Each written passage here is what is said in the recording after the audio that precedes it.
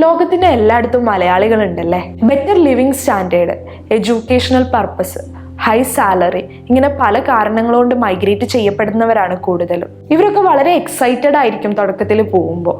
എന്നാൽ അവിടെ ചെന്ന് കഴിഞ്ഞാൽ പലവിധ പ്രശ്നങ്ങൾ ഇവർ അനുഭവിക്കാറുണ്ട്.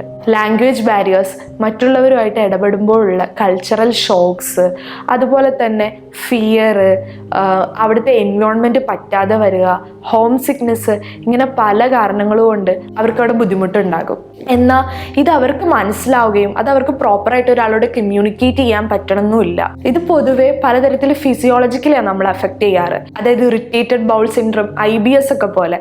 അപ്പോൾ പലപ്പോഴും അവരുടെ ഫുഡിനെ കുറ്റം പറയുകയോ അങ്ങനെ എന്തെങ്കിലുമൊക്കെയാണ് ചെയ്യാറ്. പക്ഷേ പുറത്തേക്ക് പോകുമ്പോൾ അവിടെ ചെന്നിട്ട് ഇങ്ങനെയുള്ള സിംറ്റംസ് ഒരുപാട് കാലം പെർസിസ്റ്റ് ചെയ്യുന്നുണ്ടെങ്കിൽ അത് തീർച്ചയായിട്ടും നിങ്ങൾ ഒരാളോട് കമ്മ്യൂണിക്കേറ്റ് ചെയ്യേണ്ടതാണ്. പൊതുവെ ഇങ്ങനെയുള്ളവരൊക്കെ ഫിനാൻഷ്യലി ഭയങ്കര ലയബിലിറ്റീസ് എടുത്തിട്ടായിരിക്കും നാട്ടിൽ നിന്ന് പോയിട്ടുണ്ടാവുക. ഇങ്ങനെയുള്ള അവസ്ഥയിൽ അവർക്കത് വീട്ടുകാരോടോ സുഹൃത്തുക്കളോടോ ഒന്നും കമ്മ്യൂണിക്കേറ്റ് ചെയ്യാൻ പറ്റിയെന്ന് വരില്ല.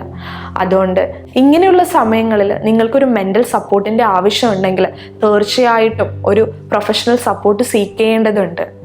നിങ്ങൾ നിങ്ങളുടെ ലൈഫിലെ ഏറ്റവും വലിയ ഡ്രീം അച്ചീവ് ചെയ്യാൻ വേണ്ടിയിട്ടായിരിക്കും അവിടെ പോയിട്ടുണ്ടാവുക. അപ്പോൾ ഒരു മെൻ്റൽ ഹെൽത്ത് നിങ്ങൾക്ക് തീർച്ചയായിട്ടും വേണ്ടതാണ്.